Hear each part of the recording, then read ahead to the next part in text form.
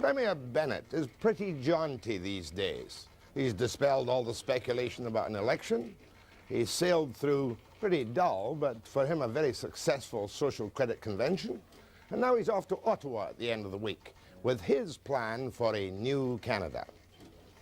But what kind of a plan is it? Is it a kind of self-seeking plan for British Columbians, which doesn't really look at the national problems? What does he really mean about the French language rights and this business of 5 regions? I remember W.A.C. Bennett doing the 5-region plans many years ago.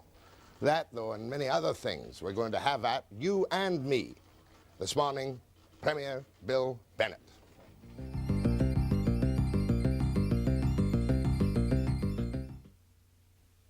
On television, have already bumped the new $1,000. No, don't. No, he doesn't. Spittoon's gone. He doesn't want it there. Could you say a few words, sir? 1, 2, 3, 4, 5, a few words. Okay. Right. Jack? 9876.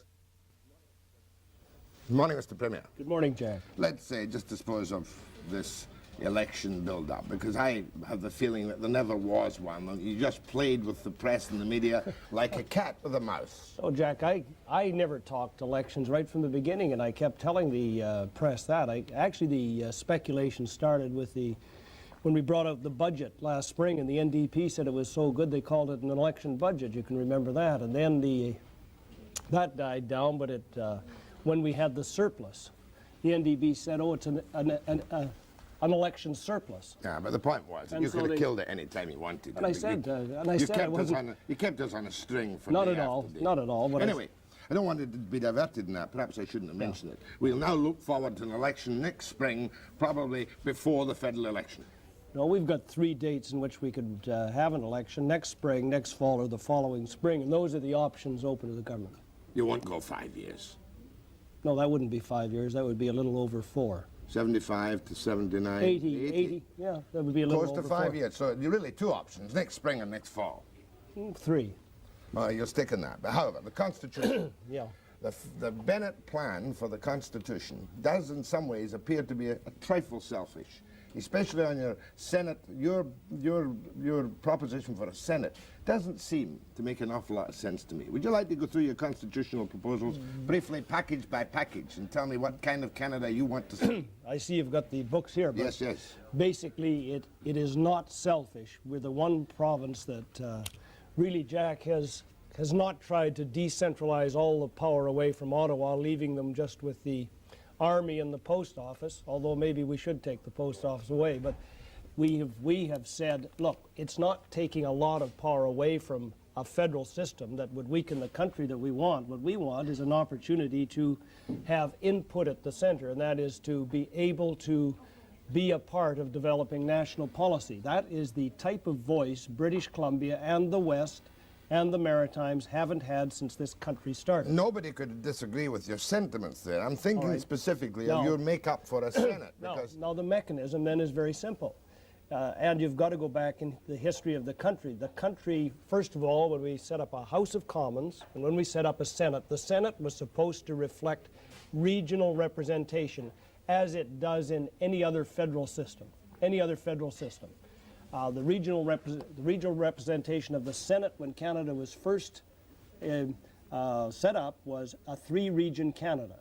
In 1915, with the emergence of the West, it became a 4-region Canada to get representation into the Senate. That still hasn't recognized the realities of today, and we propose a 5-region Canada with each region having equal representation into the Senate having a dual function of being the House of sober second thought, which most federal houses are. The second thing, the Senate having a chance for provincial and regional input into national policy, and that is dealing with appointments to the Supreme Court, CTC, CRTC, NEB, all the things that impact back into provincial policy. But sir, that's all admirable. You would divide the country into 5 regions, right? We still have our provinces. These were not, they're not. But for Senate representation, you'd have 5 regions. Yes. One of these regions would be British Yes. 12 members. Yes. You would appoint these 12 members. Yes? They would block vote under a cabinet minister on key issues to follow your government policy. No, only on a very small part, and that would be the areas where amending formula for the Constitution, on areas affecting what is provincial responsibility and resources. On all other areas, and that would be 90% of the functions, there would be a free, independent vote. Where is the democracy for the ordinary people when a You have no democracy in the Senate now. Oh, indeed. The Senate does not represent the regional interest, Jack. The Senate now does not represent any interest. Admitted. Plead guilty to the fact that the Senate is a disaster and a playhouse. But you're saying put 12 PC appointees, political appointees, into a powerful Jack, upper house. I didn't fight this hard to get a proposal or work so hard with the advisory group, and I'm talking about the academics from the various universities that have been working on this proposal, our own cabinet committee, and the government and many citizens that helped in the preparation of this.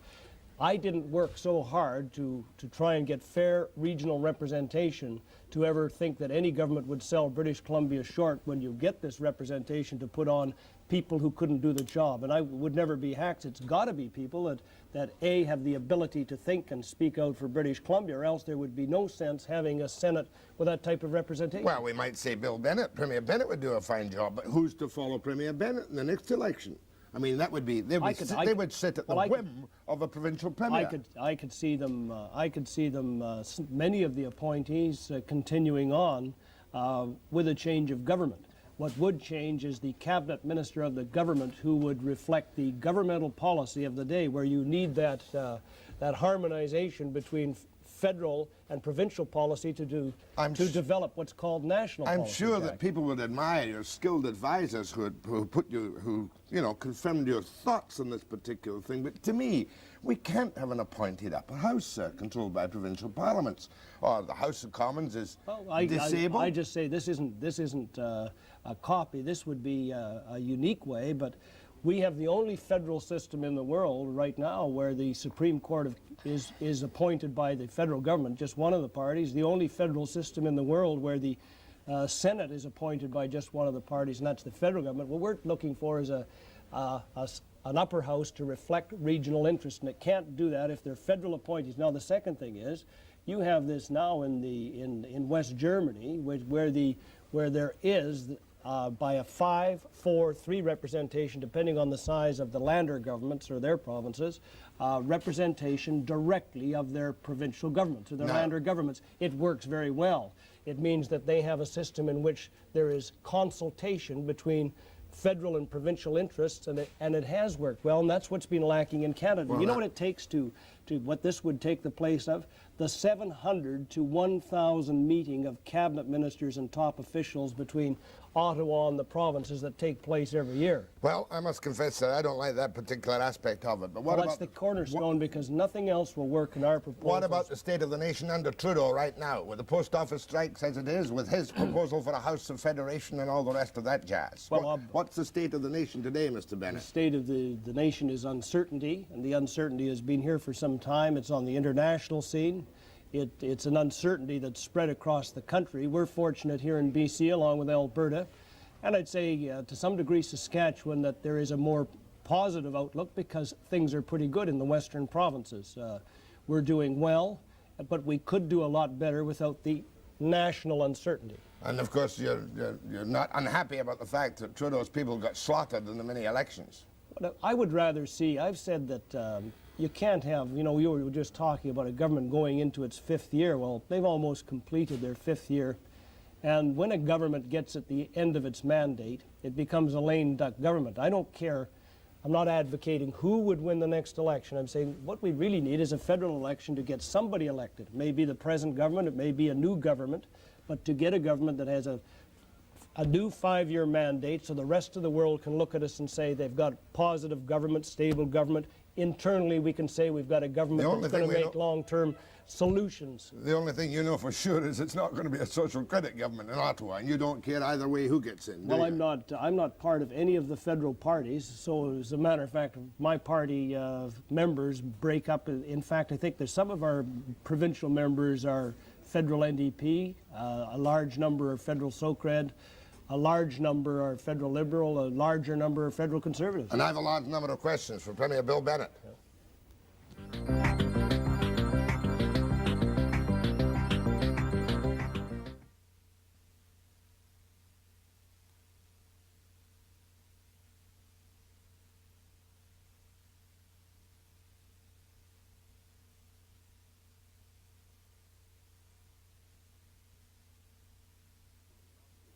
You're determined to be kind of non-partisan this morning, aren't you? I mean, here I gave you an opportunity to kick Trudeau in the teeth on the appalling handling or mishandling of the postal strike. And you tell me, well, as long as somebody gets elected and we have some confidence. Well, what would you have done about the post office strike? Because you're faced with a potential strike in the BC Rail. Well, goodness knows what kind of labour trouble down the pike. The mechanisms we've got in place provincially, both the Labour Relations Board, our Essential Services Act, provide mechanisms so we don't get to that point now about having to legislate them back. We have a number of things that can be done that keep the bargaining going without disruption in the service. And we have in place an Essential Services Act which can be used, if necessary, for the public interest, and it's always there, may or may not be used. And so since we've had it, it's made a great change to those areas in the public service that could be considered And essential. you've got to give Bennett's government fair credit for setting up Wyler and the Labour Board, which has created a certain stability in BC, haven't you? I'd say that was a logical extension of the old Mediation Commission, which was the first attempt to get a some sort of central body that wasn't politically motivated. Have you asked the federal government, for goodness sake, to do something effective on the mail strike? Because the small businessman in British Columbia, the true Bennett supporter, is the man who's being kicked in the teeth with this disruption in his invoices, his orders, his bank drafts, and his billing. Well, Can you help? Would well- you set up a provincial service if this strike carries on, of some kind? Well, we have a provincial plan for our own government mail to get out to meet the, where we're dealing with essential mail for people, or trying to deal with government checks for individuals that are both in payroll and income assistance and other things. We have our own contingency plan to handle that. I don't think we could ever move into the federal mail system, but we try to make sure that essential mail gets out that is much needed by people in need in this province, people who wait for that check of income support because they've got nothing else. Anyway, you're not about to give Trudeau any advice on how to end these problems. No? Well, Just set up an Essential Services Act like yours. Yes, but I think the post office dispute goes deeper than that. It's been going on for so long and has been so disruptive. I think it needs to be resolved in not just a settlement way each and every time, because they just seem to be putting the lid on the dispute. There must be something there that needs to be resolved that's deep-rooted. Not everything is quite as rosy in British Columbia as you would have us believe, Mr. Bennett. I think you would agree to that, wouldn't you? We've still got 100,000 unemployed. No, it's as rosy as I would have you believe, but it's not perfect. It's not perfect. But I've never tried to paint a picture that isn't correct. I'd like to know, sir, who's in charge of the biggest utility in this province of ours? Is it the officials of BC Hydro, or is it really you? Because people are very nervous indeed. Although you have cleared the air, we're very nervous about the 15% increases coming up. We're fearing electricity, 30% of gas. Well, let me... Just give me that in a nutshell, because one is the feeling that the hydro is an octopus, or a monster, which is breeding on all itself. right. Every hydro across this country gets the same criticism. I've said that who should be directing hydro should be the people, through their directors, the directors the government appoints. Unfortunately, the last government and now our government haven't broadened the base of directors of hydro, and we haven't given them a broad base of directors. There are only 3 or 4 directors on there of long standing. I've promised that very quickly there's going to be regional representation on hydro from the areas that produce the power. That's the Kootenay and the north central part of British Columbia. I've said there'll be representation to broaden the base of directorship so that more is considered when hydro is carrying out its mandate to provide power. They will be responsible for directing hydro. They will be accountable to the government. Should there ever be a confrontation between those directors and the government's going to have to make a decision. Now, ultimately, it comes back to us. That's number one. When are you going to do this? No, this will be done very quickly. Been in 3.5 years now. No, I haven't been in 3.5 years. I haven't even been in 3 years Just yet. a minute. November. 3 years, almost exactly. December. December. Certainly.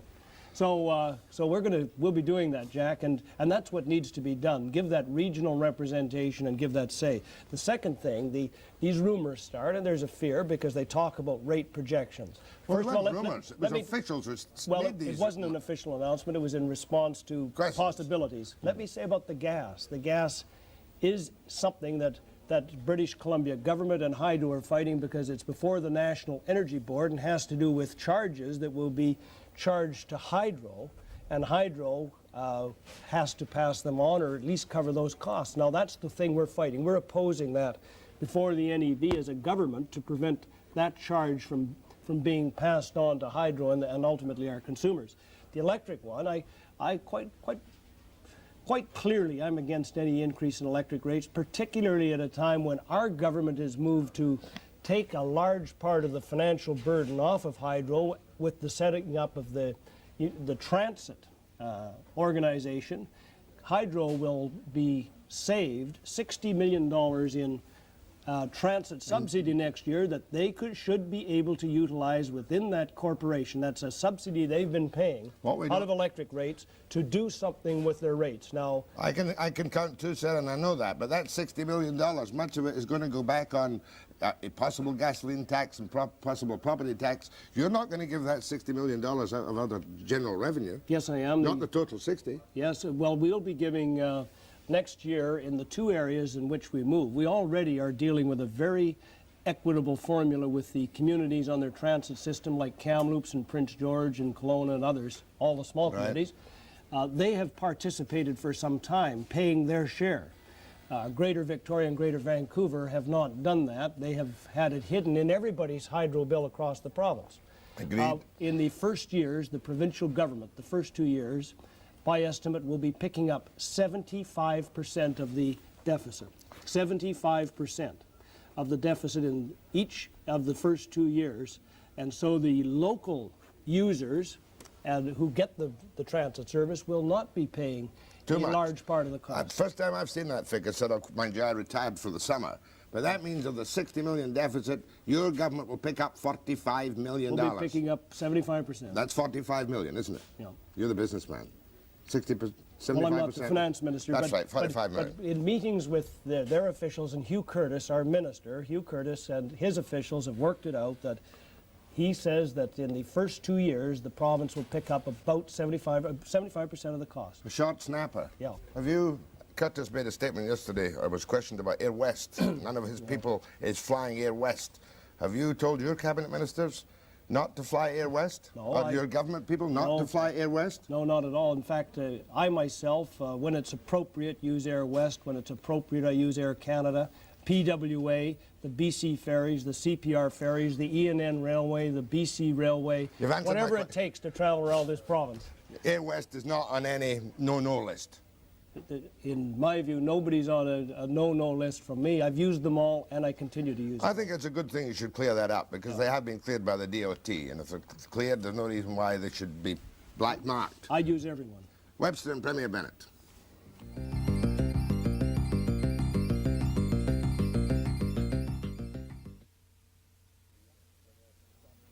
Before I go to the telephones for you, Mr. Premier, some short snappers. Cabinet shuffle. You must have an idea when you're going to do it. Yeah, Soon. We're doing some restructuring of the ministries themselves in which certain parts of one will be changed. You just did that. We did that 1.5 years ago. We did it when we first became government. I now have a better perspective on ways in which they can operate more efficiently. These will be ready, as I said, within a 6-week framework. I think about 6 weeks they'll be completed.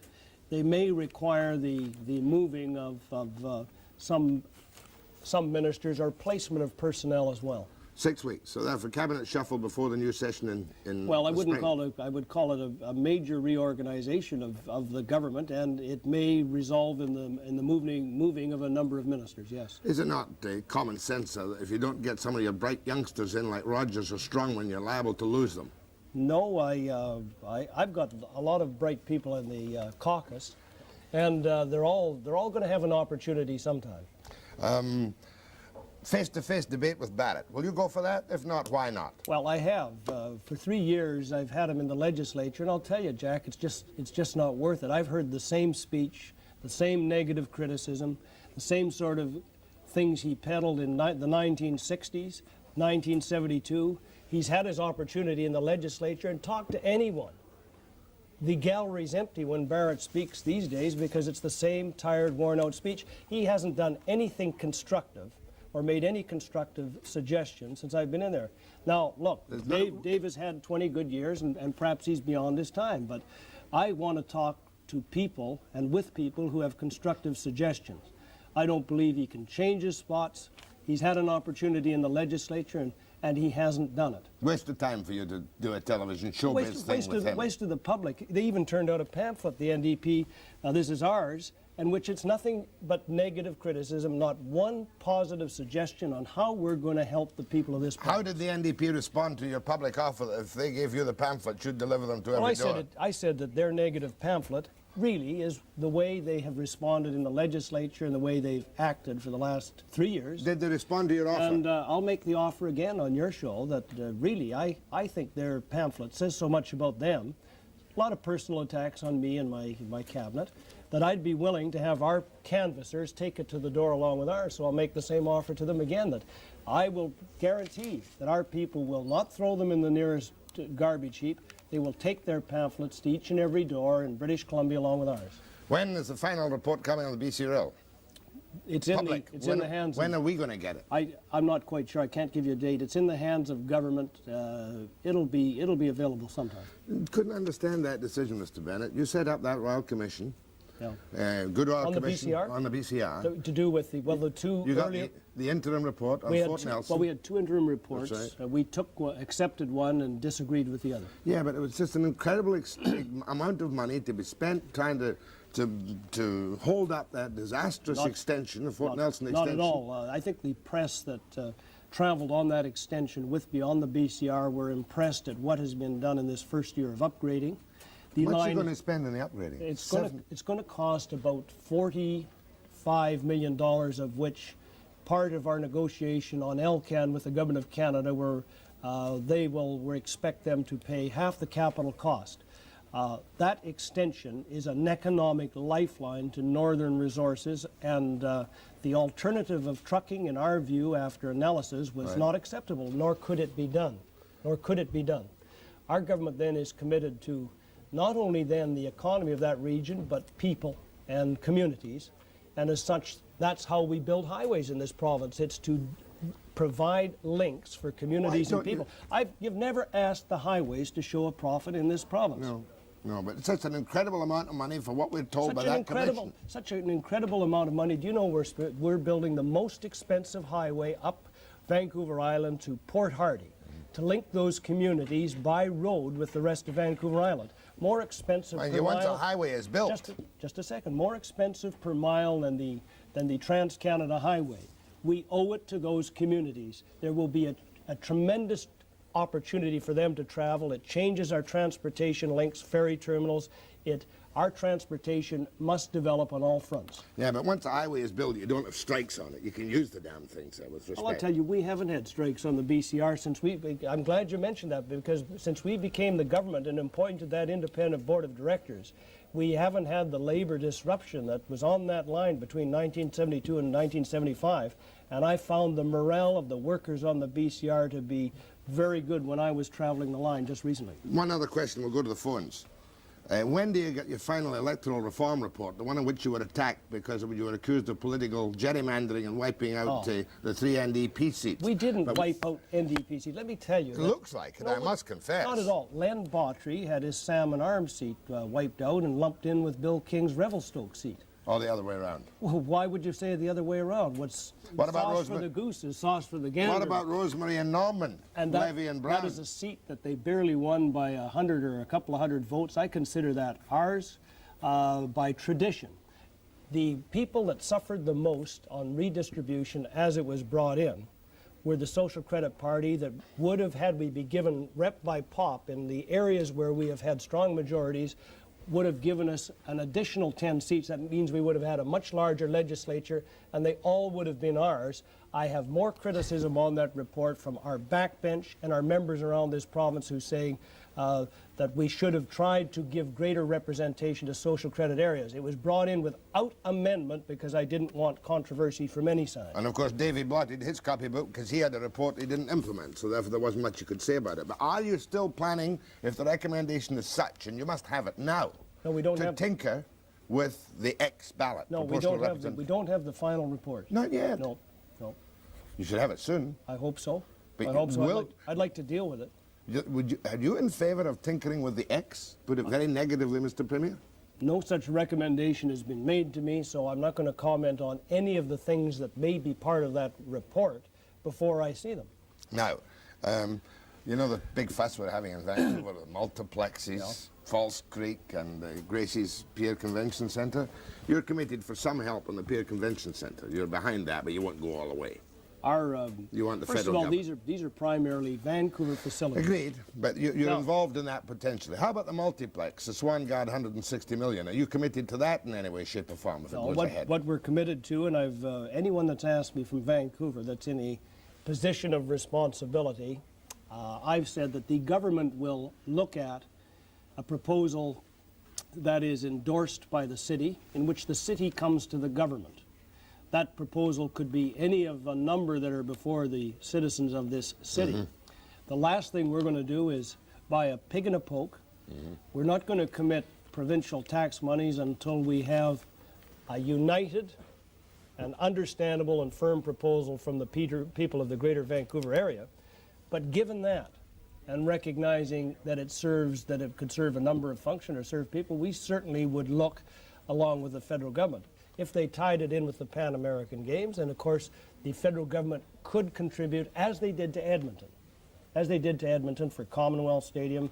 Yeah, I mean, if you can build the odd bridge in Custer's Riding with lottery funds, can't you do the same for the PNE? Do you think it's right to build a bridge out of lottery funds? Let me tell you, when we came to government, the lottery funds, without getting into what I feel about lotteries. You don't like them? What I feel about lotteries, the lottery funds were restricted only for sports facilities, that is running shoes and volleyballs. Right. And I said that's not good enough in our government. We want a capacity to resolve the needs of people and the needs of the community. We changed it so we can give health facilities, and we gave them almost $1 million to the Pearson Hospital for a pool for the quadriplegics. But the bridge? It's to cover areas that weren't anticipated in the provincial budget, that are one-shot deals, where we can respond immediately to the needs of people and communities. Like in my own community, I was able to deal with something in which there was no government program. We had a blind student named Billy Maw who wanted to compete in the handicapped Olympics. There was no money. What you're telling me, we were sir. able, by changing the lottery rules, which weren't allowed by the Barrett government, we couldn't have helped Billy Maw. But today, Billy Maw got to go to the handicapped Olympics because of the changes we made in the lottery. Really, I'm quite surprised. All sympathy to the Billy Maws, and that you can take that lottery money and you can do with it as you wish in any riding in the province. It's discretionary, yes, and it's helped NDP ridings as well. I can think of a dozen NDP ridings in which they've had 5 or more lottery grants. Are you ready for your questions, Mr. Bennett? Always.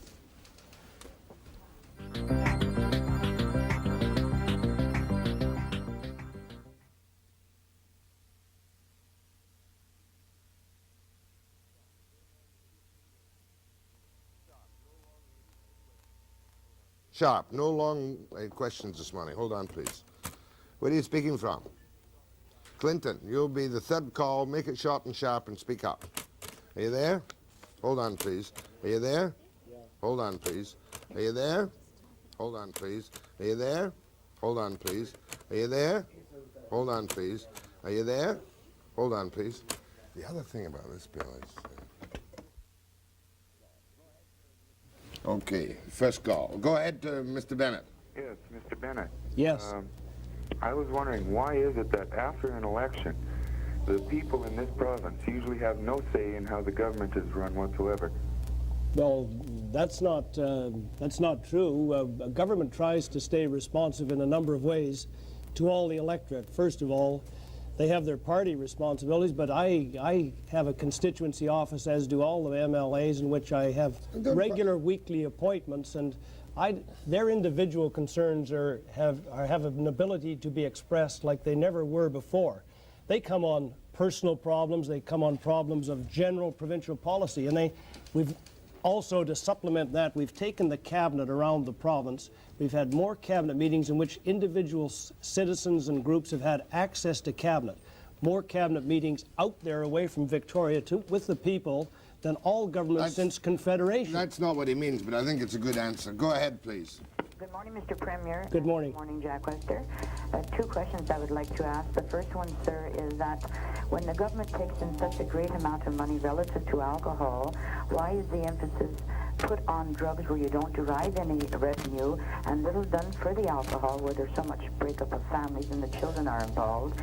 And the second question, when you are making lunches and you see that apples are 69 cents a pound and read in the Vancouver Sun where they have a bumper crop and they got hundreds of thousands of Okay, the price of apples and the other one on alcohol. I dealt with that with Mayor the other day. Yeah, first of all, we do put emphasis on alcohol and the Alcohol and Drug Commission. We have a number of campaigns dealing with alcohol and alcohol abuse, and let me say that I believe it is probably the greatest problem that faces us in the province. The new program to do with the heroin treatment plan is really a first attempt to tackle that problem by the province. Up until now, we've had a number of alcohol programs, and we contribute to halfway houses, we contribute to detox centers, a number of programs in different communities, my own included. I've been a great proponent of your compulsory heroin treatment plan, and I'm just afraid that maybe you've watered it down so much that you're not going to do the job. But however, you'll be ready to go anyway, in a little behind schedule, but in March or April. Look, Jack, the program was never meant to be anything more than an attempt to deal with people as human beings. The federal government's had an ability to deal with them as criminals and still has, and that hasn't worked. There are those that would like the problem to be taken out of sight and shipped away. They're the people that say stick them on an island, write them off, give them all the heroin they want and write them off. That's like those same people. I wonder if they say that to those who are alcoholics who have had help, that give them all the alcohol they want, free alcohol, and write them off as human beings. Our approach is that it's the young people where drugs and drug use is glamorous, that there's still a chance to save them. They don't voluntarily, usually at that age, submit themselves to treatment program, yet they have at that age, they still can be given a greater opportunity to grow up and be a human being, and it's worth the money. Go ahead from Clinton. Good morning, Mr. Premier. Good morning. Yes, we have the leader of the opposition and other people, such as Rosemary Brown, going around the province making crazy statements such as every woman, man, and child paying $1,500 more a year to keep Bill Bennett in Victoria. And with the three of us in our family on a very, very tight budget, I can assure you if that was true, we would know even 150 would make a big difference to us. So that I don't believe. As a matter of fact, the property taxes this year, we had $1 less to pay than the year before. So we are quite happy. But before you go into comment on that, I would like to ask you, please, could you give us an idea if the Hat Creek coal project is going to go ahead? Because we certainly need a bit of a booster in here. Hat Creek is one of the options. The BC Hydro, the much maligned BC Hydro, has to study all the options for energy provision in the future. When they study these, it doesn't necessarily mean they're going to go ahead immediately. It means that they and the government of the day are going to have information on which to make a choice. One of the options we have is Hat Creek coal, and there's a large body of opinion in Hydro and in the province saying that we have too much of a total dependency on hydro for our electrical energy, that is water generation, and that we should get some balance through coal. Unfortunately, the technology is not such for commercial application that we would get the best efficiency. Hydro has been working with the British Coal Board on new technology, fluid bed and others. Long range though, isn't it? No, well, it could be. It's that they have it in model, but not for commercial application, that by the time we have to make a decision, it may be applicable. We would get greater efficiency, a much better use of our resource by doing it under that. If we built a thermal plant today under the old guidelines, it would be out of date the time we started to build it, and completely obsolete by the time it was brought into production. Just by the way, to bring you back to the Yeah. point, when does Bonner's term expire? He isn't on a contract, he's there at pleasure. Is he going to leave soon? I don't know. You're not planning on your restructuring to change the chairman No, of the board? I do. Let me say this: the chairman is, because he's publicly identified with Hydro, takes all the complaints. I have the full confidence in the chairman of Hydro. What I would like to do is give him a strong directorate with which to work. You see, what we have never had in Hydro is a directorate who can question management. But the directorate has been so thin and so small, they really, in my view, and this is unfair, but become the captives of management. And I'm not criticizing management, but the directors must be our assurance, Jack, that that management is accountable within the I organization. mean, and you must be able to set down the policy as to whether or not we're going to go eventually from nuclear power. You still get that dispute. Sure, certainly that would be a decision of government. That's why I say to Hydro, study as part of your mandate all of the options available to British Columbia, whether it's thermal, whether it's electric, whatever. We're doing wood waste studies with the mills up in the Caribou, Quesnel particularly, so that a government at that time can make a decision on information. I'm not afraid of information. But I'm glad we come back to that, because I can now see that what you've really got in mind is a real major restructuring of the whole Hydro operation. You're going to put in a strong board of directors instead of a weaker board which is overwhelmed by the bureaucracy. That's my feeling is that you need a broad board like we did with ICBC. Go ahead, please. Yes, good morning. Morning. I would like to know why it is that the hydro is being raised 15%, and yet the working man is held down to 4%, and just on the news here, I think it was a couple of weeks ago, that management in hydro is getting a $10,000 a year raise. Yeah, there's a big story in the paper about the new salary levels for senior officials in Hydro. No, I would think the president of Hydro, which would be the professional management, makes less than some of the employees of Hydro that work in construction out in the field building the towers, where they get helicopter pay, isolation pay, and all that. $60 an hour. Sure, some of them can make, I understand, close between 50 and 60,000 a year. Now, there is isolated cases, mind you. I just say that the president of Hydro is not overpaid. He gets about what, 50,000, 55? Yeah, and that's not the chairman. This is the president, Mr. Olson, who is a good chief executive, operating executive, not chief, operating executive. He's the president of Hydro, Mr. Olson. He's been there for years. This is the professional management. Now, Hydro rates, as I said earlier, are not going up 15%. There's a suggestion, and I've just said that there'll be 60 million in Hydro that when we take away that transit deficit. I would expect that to change the economics of Hydro. Let me just say though, Hydro You're saying that the 15% with which we thought we were threatened is not going to happen? Well, look, no application has been made or information brought to government to me that they need to put up the rates. I say what is obvious, what I know. I'm taking, and to the provincial government is taking, a $60 million burden, transit burden, out of Hydro. I expect that $60 million will change their decisions on a number of financial fronts. Can they increase the rates without telling you?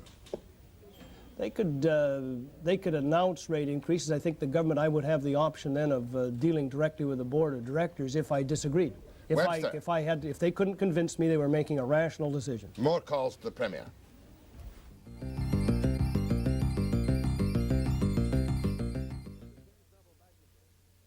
It's the same trouble back again. They were fine on the test, and now they're fading on the... Are you there? Yes, I am. Speak up a little bit, sir. Yeah, yes, I am. No, you've got the background feed there. Hold on, please. Are you there? Yes, sir. Speak louder, please. Yeah, I'm here. Hold on, please. No, they're not right. Are you there? Yes, I am. Hold on, please. Are you there? Hello there. Yep. Hold on. Where are you speaking from? Abbotsford. Abbotsford. Hold on, please. Kamloops? Hello. Is that from Kamloops? Yes, it is. Right. You're going to have to push them up, background noise and all. There's something bloody well wrong. Yeah. God, goodness gracious me. Yeah. All right. Have you ever seen me look so spiffy in all the years I've been interviewing you? Jack, you've never looked so good, but the only thing is that you can't maintain it because you have to take your makeup off when you leave the studio. It's not me, though. That's not you. It's not me. But I'm trying my best to get back to my good, shabby appearance. Go ahead, please. Yes, Mr. Bennett? Yes, sir. Could you tell me, is there any plans at all for a bridge or anything across Fort Langley? Bridge at Fort Langley. Highway? I can't make any comment now. I can check into that. I don't know. Well, there's been petitions and everything through... You're talking about another Fraser River crossing. Is that right? Yes, I am. I know that the Highways Ministry has studied it. There's been a strong recommendation for it put on by Walter Davidson, local MLA, and others. It wasn't in this year's budget. This year's highway budget was set last year and is It's in not on the process cards now. just now. Well, No, Mr. I'm not going to give in advance what the Highway Ministry may have in his budget next year. Thank you. Go ahead from Abbotsford. Yes, Mr. Bennett. I was wondering when you're going to do something about the 10% of the student population that eventually will be taking part in running this country, namely the learning disabled, the minimal brain dysfunction, etc. Also, What is your specific question? is the education and medical department going to get busy and work together? Well, I think they have tried and they will try. I'll take your concern to both the Minister of Education and Minister of Health.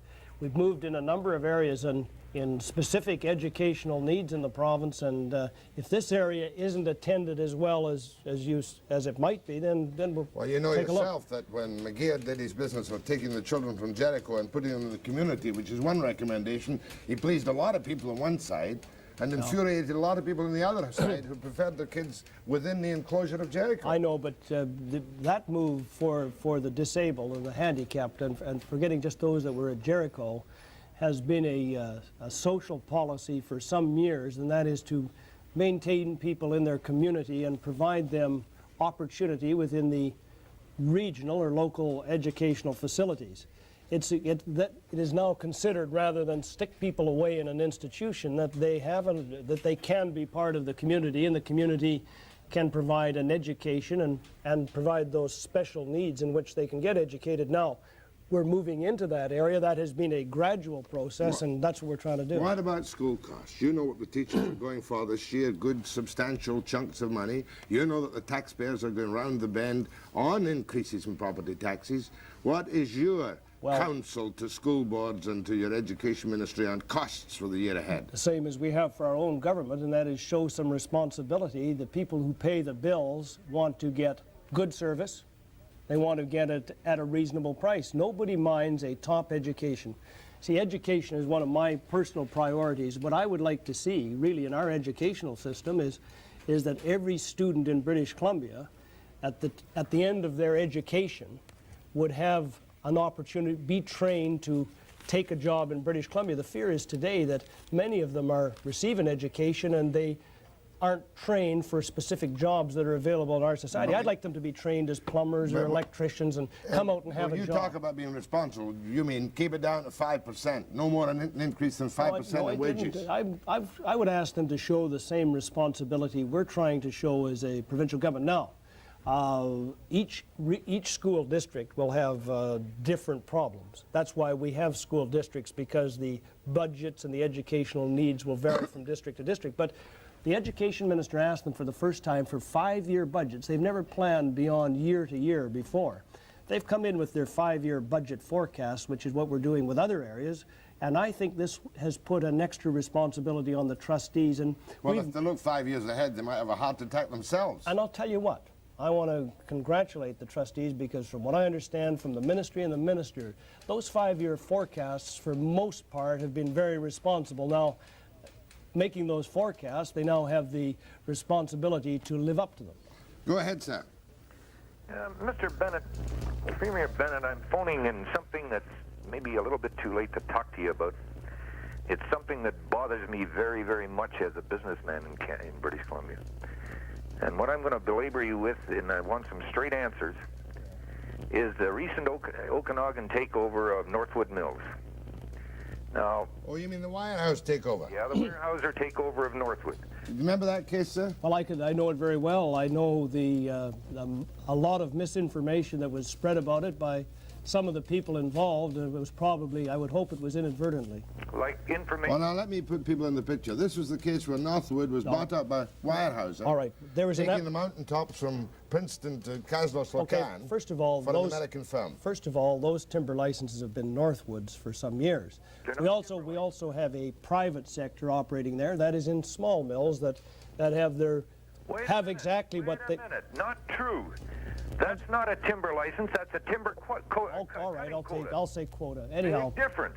All right, there's a difference. A big difference. But I've got to make this understandable. Well, This perhaps man's the what is gentleman- your complaint, sir? What's the question? My question is this. Timber cutting quotas in this country are almost an irrevocable situation once the person has them, if he keeps them in good standing.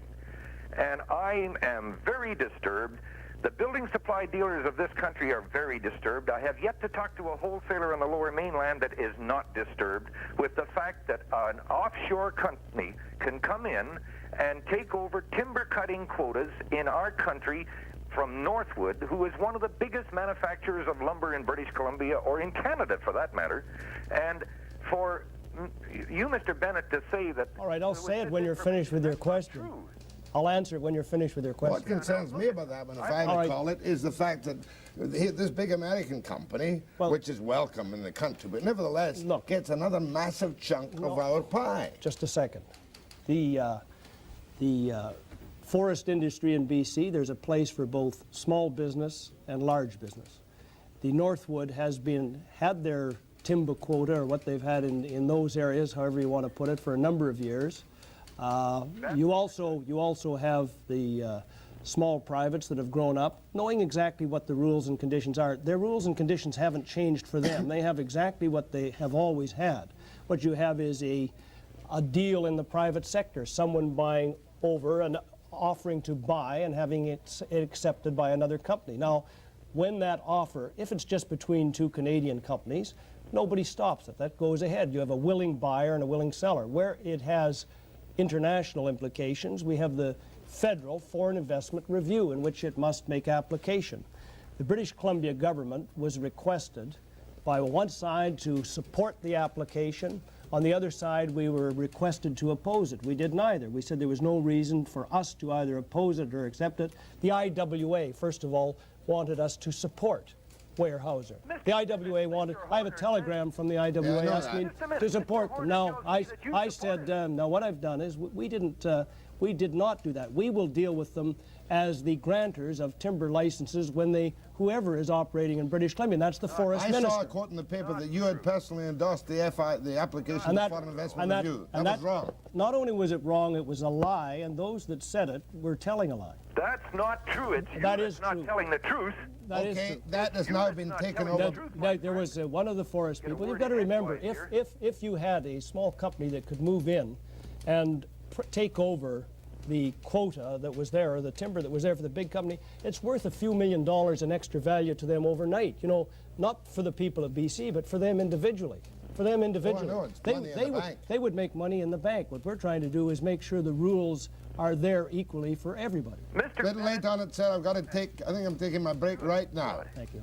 With Premier Bennett.